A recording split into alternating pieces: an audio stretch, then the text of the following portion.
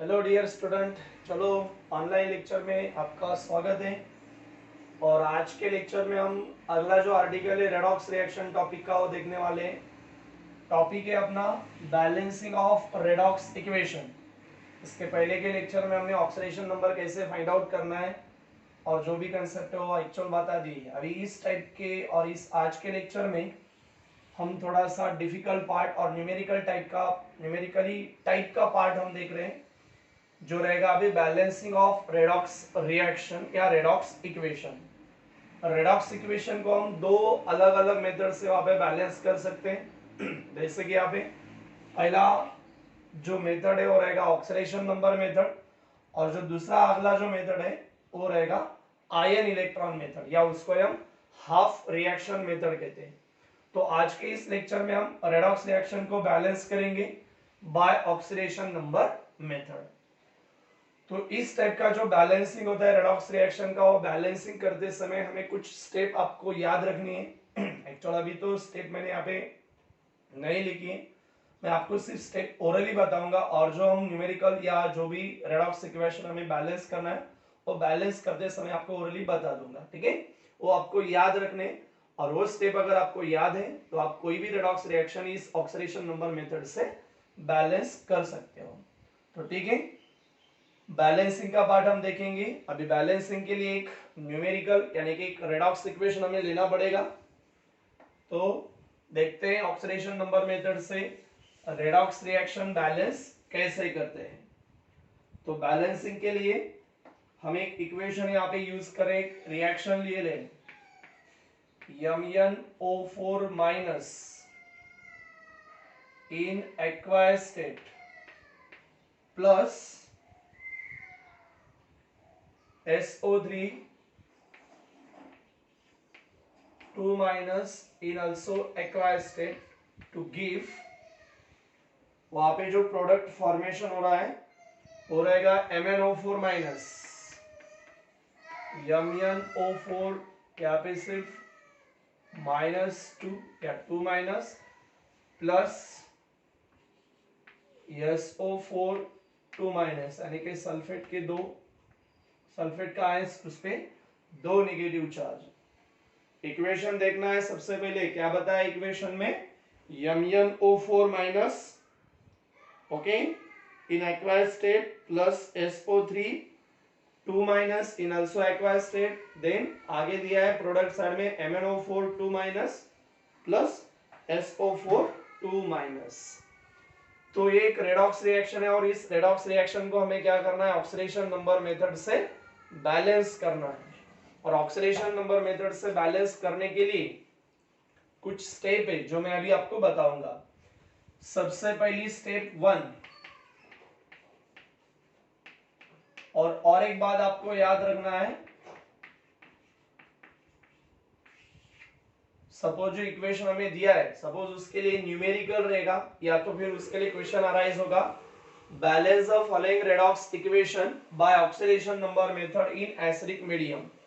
Okay, ये जो equation है वो कौन से मीडियम में कैरी आउट हो रहा है, एसिडिक मीडियम में। कुछ टाइप के जो रिएक्शंस होते हैं, कुछ टाइप के जो इक्वेशंस होते हैं वो एक्चुअल बेसिक मीडियम में भी कैरी आउट हो सकते हैं। तो हमें कुछ एग्जांपल्स ऐसे देखने जो एसिडिक मीडियम में कैरी आउट हो रहे हैं, और कुछ एग्जांपल्स हमें ऐसे देखने पड़ेंगे जो बेसिक में कैरी आउट होते हैं, बेसिक मीडियम में। तो अपना जो फर्स्ट एग्जांपल हम यहाँ पे लिख रहे हैं वो first example basic acidic medium में कैरी आउट हो रहा है। तो सपोज इस के लिए जो क्वेश्चन अराइज होगा, balance the following redox reaction in acidic medium by oxidation number method. जो रिएक्शन हमें यहाँ पे ऑलरेडी उन्होंने दी है। तो सबसे पहले क्या करना है, अभी सपोज हमें उसको सॉल्व करना है। तो सॉल्व करने के लिए स्टेप 1 में पॉइंट है, फर्स्ट पॉइंट। एक्चुअल अभी स्टेप में अभी साइमल्टेनियसली यहाँ पे स्टेप 1 क्या है, स्टेप 2 क्या है वो भी बताऊंगा, और वो स्टेप का यूज करके इक्वेशन भी बैलेंस करते रहूंगा। तो आपको ये स्टेप जो मैं बता रहा हूँ, पॉइंट अभी मैं लिखता नहीं, सिर्फ मैं आपको ओरली बता रहा हूँ, तो आपको याद रखने हैं। तो स्टेप 1 में क्या करना है, जो भी रेडॉक्स इक्वेशन हमें बैलेंस के लिए दिया है वो एज इट इज लिखना है। तो सपोज फर्स्ट पॉइंट यहाँ पे स्टेप 1 में the given equation is written as it is. Okay, जो भी इक्वेशन बैलेंसिंग के लिए हमें दिया है उसको पहले एज इट इज लिखना है। Okay, so the given equation और given redox reaction is written as it is. ठीक है, हम लिख देंगे यहाँ पे क्या equation, MnO4 minus in aqueous state plus SO3 2 minus in aqueous state, आगे दिया है MnO4 2 minus in also aqueous state plus SO4 2 minus. तो स्टेप 1 में क्या करना होता है, जो भी इक्वेशन है वो इक्वेशन हमें पहले एज इट इज लिखना है। सो लाइक एज हमने यहाँ पे लिख दिया, फर्स्ट पॉइंट यहाँ पे right the given redox reaction as it is. उसके बाद वहां पे देखना है, सेकेंड पॉइंट हम बता रहे हैं स्टेप 1 में ही, कि जो इक्वेशन हमें मिला है उस इक्वेशन में ऑक्सीजन और हाइड्रोजन, प्रोडक्ट साइड में और रिएक्टेंट साइड में ऑक्सीजन और हाइड्रोजन छोड़ के, एक्सेप्ट द ऑक्सीजन और हाइड्रोजन, बाकी के जो एटम्स रहेंगे, बाकी के एलिमेंट के जो एटम्स रहेंगे उनको हमें क्या करना है, बैलेंस करना है। ठीक है, सो यहाँ पे हम दूसरा पॉइंट यहाँ पे बताते हैं कि balance the all atoms in given equation except the oxygen and hydrogen, यानी कि इस गिवन इक्वेशन में ऑक्सीजन और हाइड्रोजन छोड़ के, ऑक्सीजन हाइड्रोजन को अभी इस स्टेप में वहां पे बैलेंस नहीं करना है, वो छोड़ के अगर दूसरे एटम वहां पे बैलेंस नहीं रहेंगे तब उनको बैलेंस करना है। बैलेंस करना है मतलब दोनों साइड में नंबर ऑफ एटम्स सेम होने चाहिए। तो MnO4 में एक Mn एटम है, MnO4 में एक ही Mn एटम है, एटम्स देखने हमें, चार्ज वगैरह नहीं। तो यहाँ पे दोनों साइड Mn के एक एक एटम है, ऑलरेडी बैलेंस है, तो बैलेंस करने की यहाँ पे जरूरत नहीं। और कौन है, ऑक्सीजन और हाइड्रोजन छोड़ के सल्फर है, तो SO3 आयन में एक्चुअल सल्फर का एक एटम है और SO4 में भी एक ही एटम है, तो वो भी ऑलरेडी बैलेंस है। अगर बैलेंस नहीं होते तो बैलेंस करना पड़ता है अपने को। ठीक है, इस इक्वेशन में ऑलरेडी बैलेंस है। और उसमें थर्ड पॉइंट है, assign the oxidation number for all atoms in both reactant and product. Given equation में जितने सारे रिएक्टेंट है और जितने सारे प्रोडक्ट है, रिएक्टेंट और प्रोडक्ट में जो भी एटम्स है उनके नीचे उनका ऑक्सीडेशन नंबर हमें असाइन करना है, रिप्रेजेंट करना है।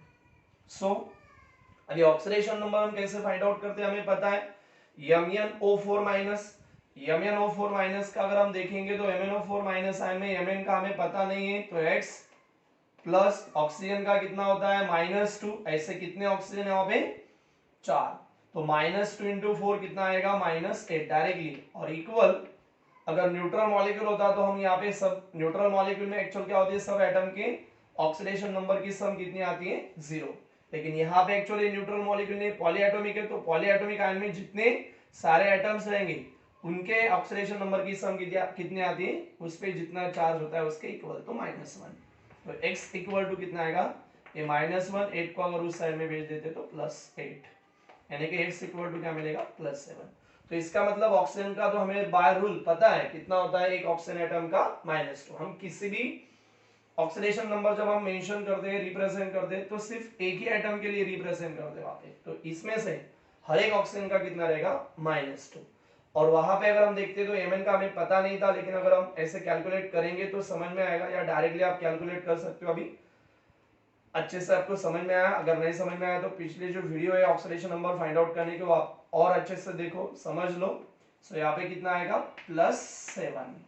ठीक है, उसी के साथ SO3 माइनस, और एक बार अभी आपको पता है ऑक्सीजन का कितना है -2, सल्फर का SO3 2 माइनस आयन में x कंसीडर करेंगे, पता नहीं, इसके कारण एक ऑक्सीजन का -2 ऐसे 3 है, तो -6 इक्वल टू कितना रहेगा, उसके ऊपर का charge -2, so x equal to -2 plus 6 means x equal to कितना +4।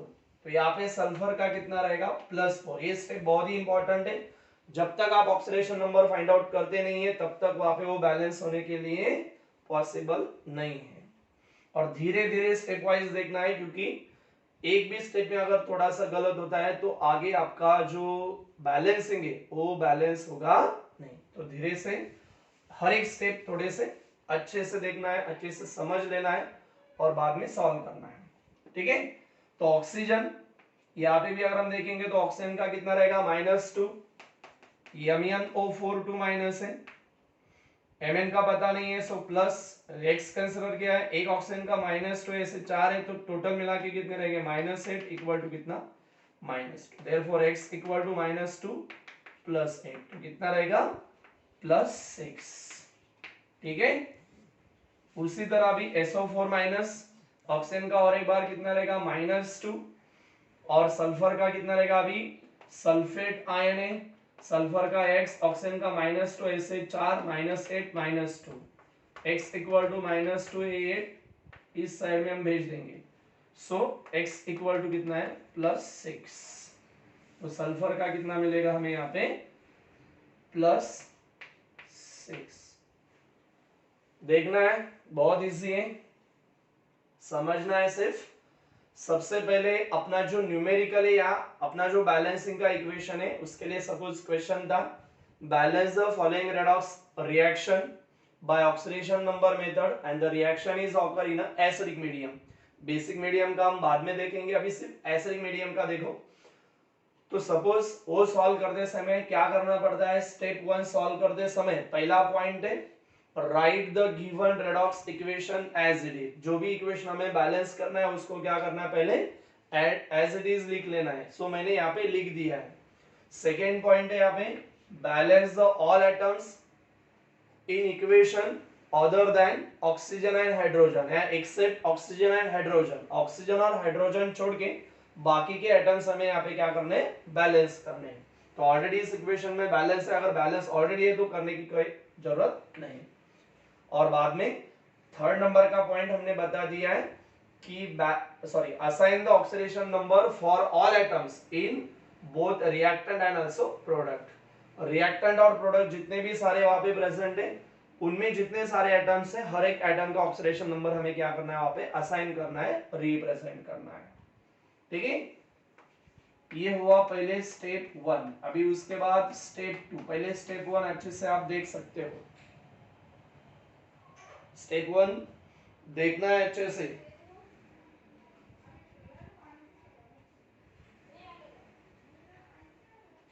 अभी उसके बाद सेकेंड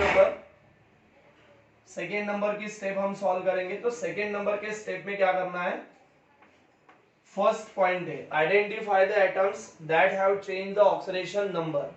जो इक्वेशन हमने लिख दिया है उसमें ऑक्सीडेशन नंबर असाइन करने के बाद तो आपको ऐसे एटम वहां पे आइडेंटिफाई करने जिनका ऑक्सीडेशन नंबर वहां पे क्या हो रहा है, चेंज हो रहा है। सो identify the atom that have change the oxidation number and by how much, कितने से वो चेंज होता है वो भी अगर आप देख सकते हो।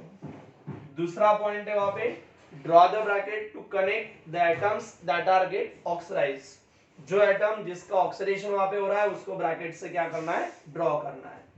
और उसी तरह similarly draw the bracket to the atoms that atom are get reduced. जैसे जो एटम ऑक्सीडाइज होता है उसको हम ब्रैकेट से ड्रॉ करेंगे, उसी तरह जो एटम वहां पे रिड्यूस हो रहा है उसको भी हम क्या करेंगे, वहां पे ब्रैकेट से ड्रॉ करेंगे। अब ये कैसा है एग्जैक्टली जब हम सॉल्व करेंगे तभी आपको ये पॉइंट अच्छे से समझ में आएंगे। तो मैं यहाँ पे इक्वेशन लिख रहा हूं ऊपर का MnO4 माइनस इन एक्वायर्ड state plus SO3 2 minus in also acquired state to give MnO4 2 minus in acquired state plus SO4 2 minus। जो ऊपर का इक्वेशन है फर्स्ट स्टेप में हमने सॉल्व किया है वही मैंने आप और एक बार यहाँ पे नीचे लिख दिया है। ऑक्सीडेशन नंबर जो ऑलरेडी वहां पे असाइन कर दिए हमने तो वही हम यहाँ पे रिप्रेजेंट कर रहे हैं +6, ऑक्सीजन का यहाँ पे -2, सल्फर का यहाँ पे +6, ऑक्सीजन का -2। तो क्या करना है, फर्स्ट पॉइंट क्या है, identify the atom that have change the oxidation number. यानी कि जो इक्वेशन हमने यहाँ पे लिखा है पहले स्टेप में जो मिला है तो उसमें कौन सा एटम है इस इक्वेशन में जिनका ऑक्सीडेशन नंबर चेंज हुआ है। चेंज हुआ है मतलब वहां पे ऑक्सीडेशन नंबर इंक्रीज हुआ है या तो फिर डिक्रीज हुआ है। तो किसका ऑक्सीडेशन नंबर चेंज हुआ है या इंक्रीज या डिक्रीज हुआ है, Mn का देखना है।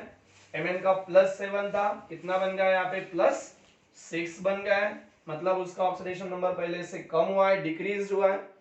सिमिलरली अगर आप सल्फर का देखेंगे तो सल्फर का यहाँ पे ऑक्सीडेशन नंबर +4 है, प्रोडक्ट साइड में सल्फेट आयन में देखेंगे तो +6 है, तो उसका ऑक्सीडेशन नंबर इंक्रीज हुआ है। इसका मतलब यहाँ पे दो ऐसे एटम है जिनका ऑक्सीडेशन नंबर पहले से चेंज हुआ है, तो हमने वो आइडेंटिफाई कर दिए कौन कौन से एटम है वो, एक यमन है और दूसरा वाला कौन सा है, सल्फर। तो point first, identify the atom that have change the oxidation number and by how much, कितने से चेंज हो रहा है। यमन का +7 था 6 यानी कि 1 से कम हुआ है, सल्फर का +4 था +6 हो रहा है, मतलब 2 से इंक्रीज हो रहा है। अभी दूसरा पॉइंट है, draw the bracket to connect the atom that are get oxidize. Oxidation का मतलब है ऑक्सीडेशन नंबर इंक्रीज होना, तो ऑक्सीडेशन नंबर इंक्रीज किसका हुआ रहा है, सल्फर एटम का। तो यहाँ पे कितना है सल्फर का, +4 है, कितना हुआ है +6। तो ऐसे ब्रैकेट हमें ड्रॉ करना है। तो जो सेकेंड पॉइंट है उसका मीनिंग आपको अच्छे से समझ में आया होगा। ड्रॉ द ब्रैकेट, ऐसे तरह से ब्रैकेट ड्रॉ करना है, draw the atom that are get oxidize. Okay, draw the atom that are get oxidize. Oxidize होना मतलब ऑक्सीडेशन नंबर पहले से इंक्रीज होना है। +4 था, कितना हुआ है +6। सिमिलरली जो थर्ड नंबर का पॉइंट बताया मैंने, similarly draw the bracket to connect the atom that are get reduce. जो एटम जिसका भी रिडक्शन हो रहा है, रिडक्शन का मतलब ऑक्सीडेशन नंबर डिक्रीज होना है, तो यहाँ पे कितना है +7 है, +7 के बाद कितना हुआ है +6 हुआ है। तो +7 से 6 आने के वहां पे डिक्रीज हुआ है, डिक्रीज हुआ है मतलब वहां पे क्या हो रहा है, रिडक्शन। ठीक है, रिडक्शन हो रहा है मतलब वहां पे क्या है, ऑक्सीडेशन नंबर कम हो रहा है। तो आपको दूसरी जो स्टेप है वो अच्छी से समझ में आई होगी। क्या है दूसरे स्टेप में, क्या करना है कि जो स्टेप 1 मिला है उसमें क्या करना है हमें, जिस जिस एटम का ऑक्सीडेशन नंबर चेंज हुआ है मतलब इंक्रीज या डिक्रीज हो जाए वो हमें आइडेंटिफाई करने। आइडेंटिफाई करने के बाद हमने बता दिया है दूसरा पॉइंट उसमें स्टेप 2 में कि draw the bracket the atoms, draw the bracket to connect the atom that are get oxidize. Bracket draw करना है किसके लिए, to connect the atom that are get oxidize. ये याद रखना है, ऑक्सीडाइज मतलब ऑक्सीडेशन, और ऑक्सीडेशन मतलब ऑक्सीडेशन नंबर पहले से इंक्रीज होना है, बढ़ना है। और उसके बाद similarly third point, draw the bracket to connect the atom that are get reduce. Reduce मतलब रिडक्शन, जिसका ऑक्सीडेशन नंबर कम हुआ है उस एटम को ऐसे ब्रैकेट से हमें कनेक्ट करना है ड्रॉ करके। ठीक है, 2 नंबर की स्टेप आपको समझ में आ गई है। अभी स्टेप नंबर 3, 2 नंबर की स्टेप अच्छे से देखना है।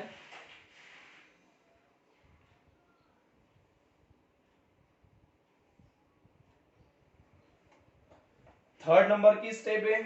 अभी थर्ड नंबर के स्टेप में फर्स्ट पॉइंट है, find the atom that have increase in oxidation number, find the atom that the net increase in oxidation number, और similarly find the atom there is net decrease in oxidation number।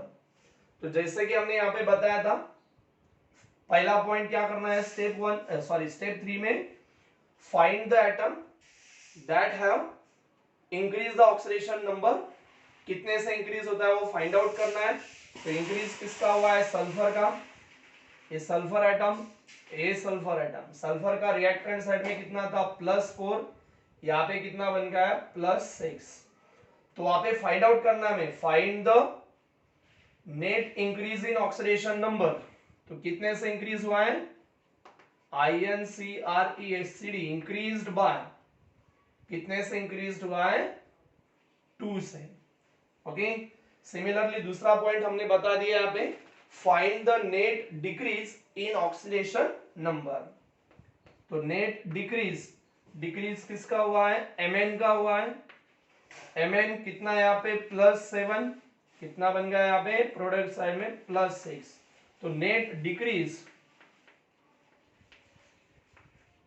Decrease by +7 से कितना बना है +6, यानी 1 से कम हुआ है।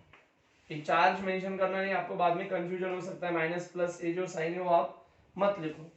ठीक है, तो सेकेंड नंबर की स्टेप के बाद जो अपनी थर्ड नंबर की स्टेप चल रही है, तो थर्ड नंबर के स्टेप में फर्स्ट पॉइंट है, find the atoms, then find the net increase in oxidation number for the oxidation, और उसी के साथ find the net decrease in oxidation number for the reduction reaction. तो हमने यहाँ पे वो सॉल्व कर दिए। जैसे कि ऑक्सीडेशन रिएक्शन में सल्फर का ऑक्सीडेशन नंबर +4 था, कितना बन गया +6, मतलब नेट इंक्रीज कितने से हुआ है 2 से। और similarly second, find the net decrease in oxidation number for the reduction. तो रिडक्शन के लिए यहाँ पे +7 था Mn का, कितना बन गया +6। तो कितने से कम हुआ है, 1 से कम हुआ। तो हमने यहाँ पे वो मेंशन कर दिया है। देखना है स्टेप थर्ड।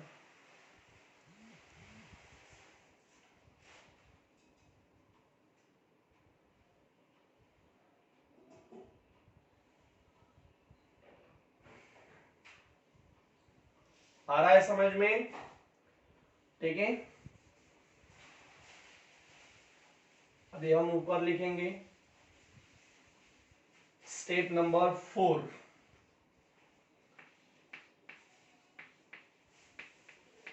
तो स्टेप 4 में क्या करना है, अभी सबसे पहले डिटरमाइन द फैक्टर। सबसे पहला पॉइंट है determine the factor that will make net increase and net decrease in oxidation number are equal.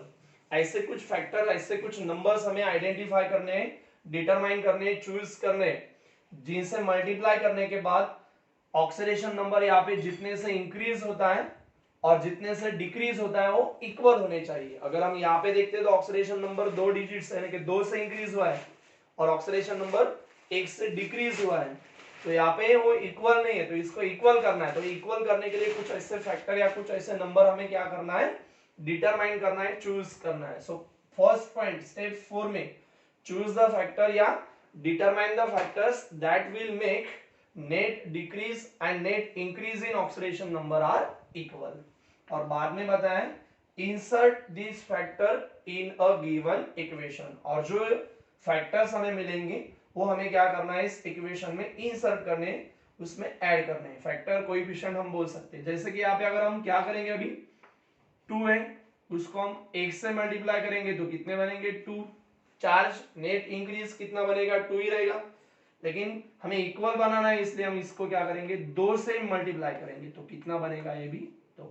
तो जो फैक्टर हमें मिले वो कौन सा मिला है, यस के लिए कौन सा फैक्टर मिला हमें 1 और Mn आइटम के लिए कौन सा फैक्टर मिला हमें 2।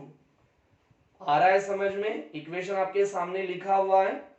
इस इक्वेशन में अगर हम देखते हैं तो इस इक्वेशन में यहाँ पे जो हमने थर्ड स्टेप सॉल्व कर दिए, तो थर्ड स्टेप में ऑक्सीडेशन नंबर सल्फर का 2 से इंक्रीज हुआ था तो Mn का 1 से डिक्रीज हुआ था, लेकिन ये इक्वल नहीं है तो उनको इक्वल करना है। तो इक्वल करने के लिए हमने बता दिया है कि चूज द फैक्टर और determine the factor that will make net decrease and net increase are equal. और जो फैक्टर हमें वहां पे चूज किए जिससे वो इक्वल बन गया, वो फैक्टर क्या करना है, इस इक्वेशन में इंसर्ट करना है। चलिए देखेंगे, इक्वेशन हम एज इट इज लिखेंगे MnO4 minus in aqueous plus SO3 2 minus in aqueous state to give MnO4 2 minus plus SO4 2 minus। तो चूज द फैक्टर ऑलरेडी हमने अभी चूज कर दिए। तो सल्फर एटम के लिए कौन सा फैक्टर है 1।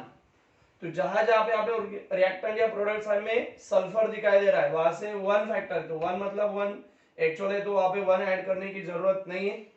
लेकिन अगर हम Mn का देखेंगे तो Mn का कितना फैक्टर मिला हमें 2। तो जहां जहां Mn का कंपाउंड है वहां पे हमें 2 इंसर्ट करना है। इसका मतलब यहाँ पे 1 मोल्स है, 1 और क्या ऐड करना है 2, तो 1 into 2 यानी कितना मिलेगा 2। अगर यहाँ पे ऑलरेडी 2 मोल्स होते तो हम 2 कर दे तो 2 to the 4 बन जाता, लेकिन यहाँ पे ऑलरेडी एक ही मोल है, कुछ दिया नहीं मतलब 1 मोल। ठीक है, तो इंसर्ट द फैक्टर कितना ऐड करना है Mn के लिए 2। ठीक है, यहाँ पे सल्फर था वहां पे 1, तो इसकी कुछ जरूरत नहीं है। Mn का इस साइड में, वहां पे भी क्या करना है 2, सल्फर का 1 ऐड कर दे तो उसका ऐड करने की यहाँ पे जरूरत नहीं, 1 आएगा तब। ठीक है, तो ये बन गया अपनी इस 4th नंबर के स्टेप। समझ में आया होगा? जो भी यहाँ पे हमें मिला है थर्ड स्टेप में, ऑक्सीडेशन नंबर इंक्रीज हुआ था 2 से, तो ऑक्सीडेशन नंबर Mn आइटम का डिक्रीज हुआ था 1 से। तो इक्वल बनाने के लिए हमने वो फैक्टर चूज किए और वही फैक्टर इस इक्वेशन में हमने इंसर्ट कर दिए, तो वो हमें 4 स्टेप हमारी बन गई, सॉल्व हो चुकी है। देखना है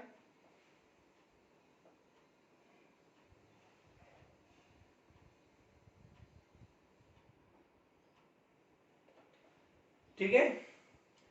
अभी क्या करना है,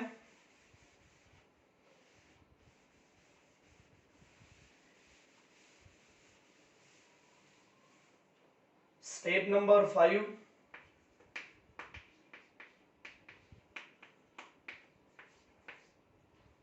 स्टेप नंबर 5 में क्या करना है,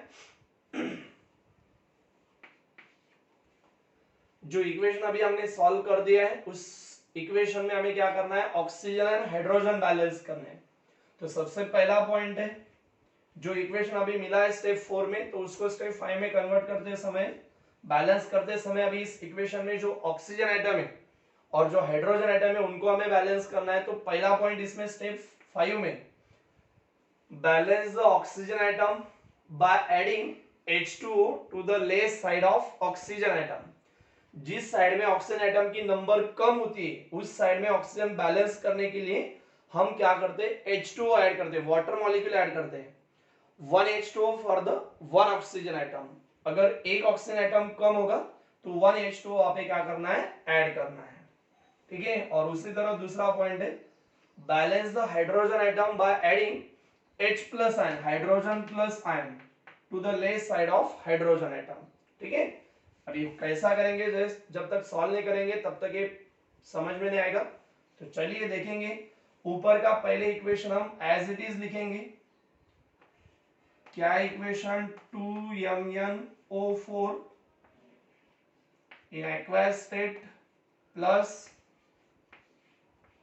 SO3 2 minus in also aqueous state, product side में 2MnO4 2 minus in also aqueous state plus SO4 2 minus in aqueous state। मैंने पहले क्या कर दिया है, जो ऊपर का इक्वेशन है पहले एज इट इज यहाँ पे लिख दिया है। अब हमें क्या करना है, first point, balance the oxygen atom by adding H2O to the less side of oxygen atom. तो बैलेंस है या नहीं पहले देखना है, ऑक्सीजन एटम यहाँ पे देखना है। पहले हम रिएक्टेंट साइड के देखेंगे, तो रिएक्टेंट साइड में MnO4 मतलब ऑक्सीजन यहाँ पे कितने, 4, लेकिन MnO4 के कितने मोल्स है, 2। तो एक MnO4 में 4 है, ऐसे 2 मोल्स में कितने, 4 2 8 MnO4, दूसरा MnO4, 4 4 8। और SO3 है तो O3 मतलब यहाँ पे कितने ऑक्सीजन एटम है, चार्ज वगैरह देखना नहीं, ऑक्सीजन यहाँ पे कितने, 3। तो पूरे रिएक्टेंट साइड, एरो के इस साइड में कितने, यहाँ पे 2 4 8 और यहाँ पे 3, यानी कि 8 प्लस 3 कितने, 11, यानी कि इस साइड में ऑक्सीजन एटम कितने, 11 है। इस साइड में देखना है, एक MnO4 में 4 ऑक्सीजन एटम है तो 2 मोल्स में कितने आएंगे, 8। और SO4 में 4 है, O4, तो ये 8 प्लस 4 कितने ऑक्सीजन एटम है, यहाँ पे 12। तो इस साइड में 11 ऑक्सीजन एटम है, इस साइड में 12 है। अभी हमने पॉइंट तो बता दिया है कि बैलेंस द ऑक्सीजन एटम क्या करना है, to adding the H2O on the less side और 1 H2O फॉर द 1 ऑक्सीजन। अगर एक ऑक्सीजन कम है तो एक ही H2O ऐड करना है, 2 कम है तो 2 3 3 ऐसा हम ऐड करेंगे। तो किस साइड कम है ऑक्सीजन एटम, इस साइड में, रिएक्टेंट साइड में। तो कितने कम है उस साइड के कंपेयर में, 1। तो एक ऑक्सीजन कम है, हम क्या करेंगे, एक H2O ऐड करेंगे, क्योंकि एक H2O में एक ऑक्सीजन है। अभी ये तो 11 थे, H2O का एक 12 बन गया, यानी दोनों साइड के ऑक्सीजन अभी बैलेंस हो चुके हैं, ठीक है। हाइड्रोजन ऑक्सीजन कैसे बैलेंस करते हैं ये बता दिया, उसी तरह हमें क्या करना है, अभी हाइड्रोजन बैलेंस करना है। तो हाइड्रोजन बैलेंस करना है मतलब हाइड्रोजन कैसे बैलेंस करेंगे, उसके लिए पॉइंट बताया मैंने सेकंड नंबर, कि balance the hydrogen atom by adding H plus ion to the less side of hydrogen atom. इस इक्वेशन में हाइड्रोजन एटम जिस साइड में कम है उस साइड में क्या करना है, H प्लस आयन ऐड करना है, तब हम हाइड्रोजन बैलेंस कर पाएंगे। देखेंगे हाइड्रोजन किस साइड में कम है, अगर हम रिएक्टेंट साइड एरो की इस साइड का ऑब्जर्वेशन करेंगे तो यहाँ पे जो कंपाउंड है MnO4 इसमें कुछ हाइड्रोजन नहीं है, SO3 में भी नहीं है, H2O में भी देखेंगे तो H2O में एक्चुअल H2O, तो यहाँ पे हाइड्रोजन दिखाई दे रहे हैं। H2O एटम्स कंसीडर करने तो कितने एटम्स है वहां पे 2, यानी कि इस साइड में हाइड्रोजन एटम कितने हैं 2 है। इस साइड में देखो, इस साइड में एक कंपाउंड है MnO4 उसमें तो कुछ हाइड्रोजन नहीं है, SO4 उसमें भी हाइड्रोजन नहीं, और आगे कुछ नहीं, मतलब इस साइड में हाइड्रोजन कितने 0 है। तो इस साइड में 2 है, इस साइड में 0 है, हाइड्रोजन बैलेंस नहीं, तो हाइड्रोजन बैलेंस करने तो यहाँ पे कितने चाहिए 2 चाहिए। तो हाइड्रोजन बैलेंस करने के लिए हम क्या ऐड करते हैं H प्लस आयन ऐड करते हैं। और अभी यहाँ पे 2 है, यहाँ पे कुछ भी नहीं था, तो 2 बैलेंस करने के लिए इस साइड में कितने H प्लस आयन हम ऐड करेंगे 2। ठीक है, तो 2 हाइड्रोजन आयन यानी कि 2 H प्लस आयन हमने वहां पे ऑलरेडी क्या कर दिए ऐड कर दिए। तो ये बन गया अपना स्टेप नंबर 5। क्या करना है स्टेप नंबर 5 में, ऑक्सीजन बैलेंस करना है H2 ऐड करके, और हाइड्रोजन बैलेंस करना है बाय H प्लस आयन वहां पे ऐड करके। स्टेप नंबर 5 बन गया, देखना है।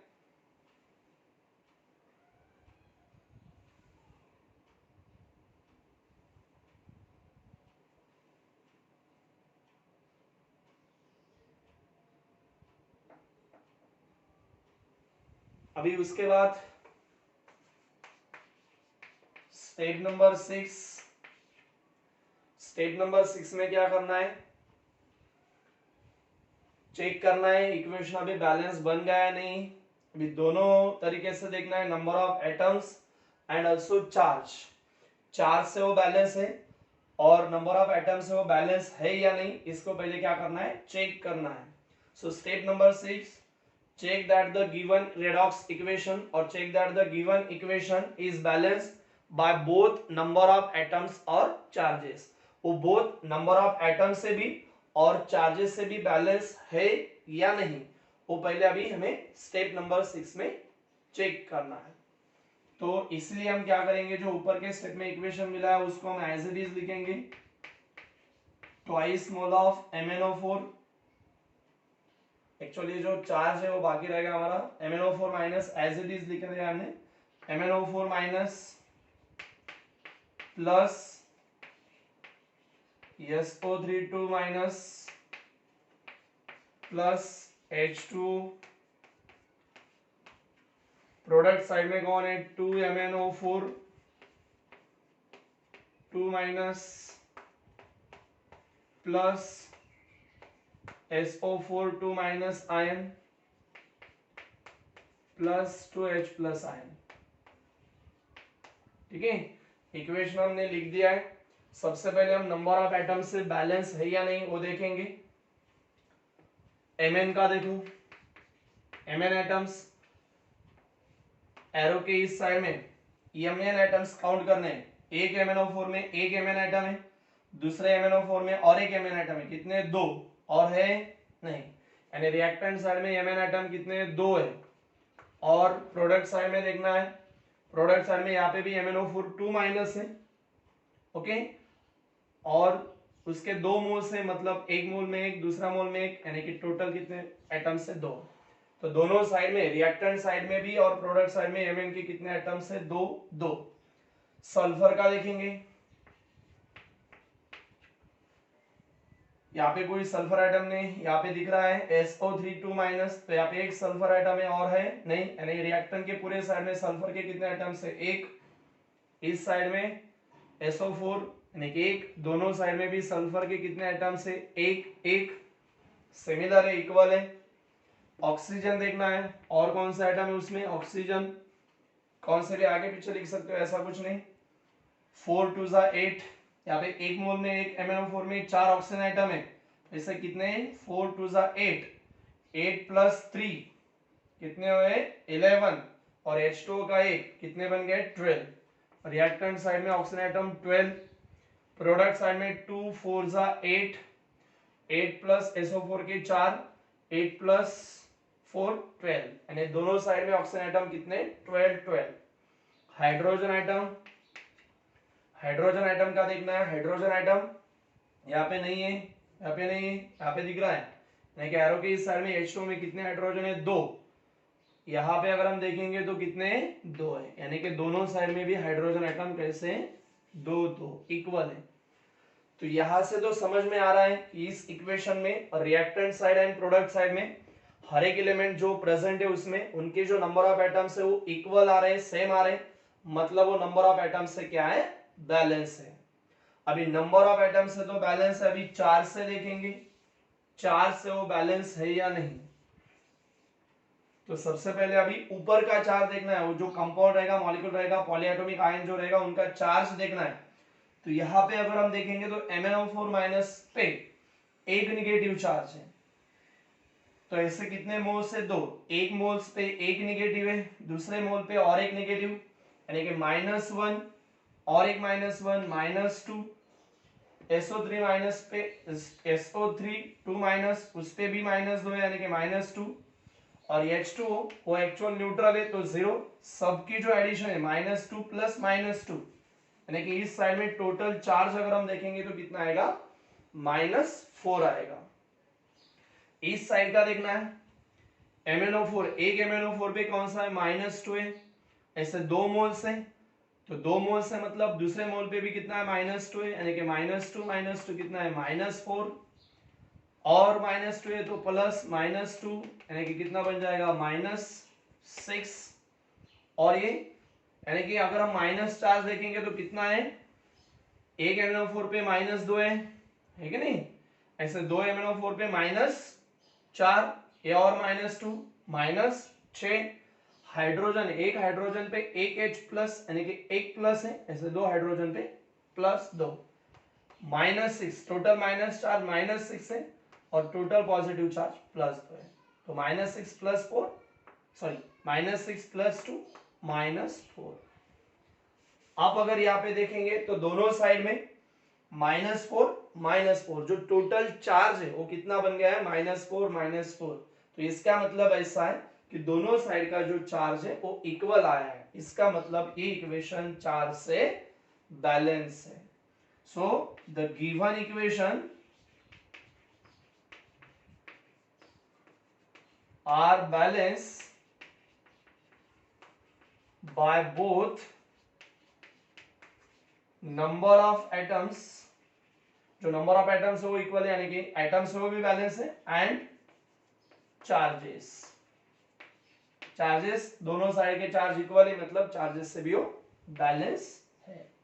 सो स्टेप नंबर 6 क्या बताया था हमने?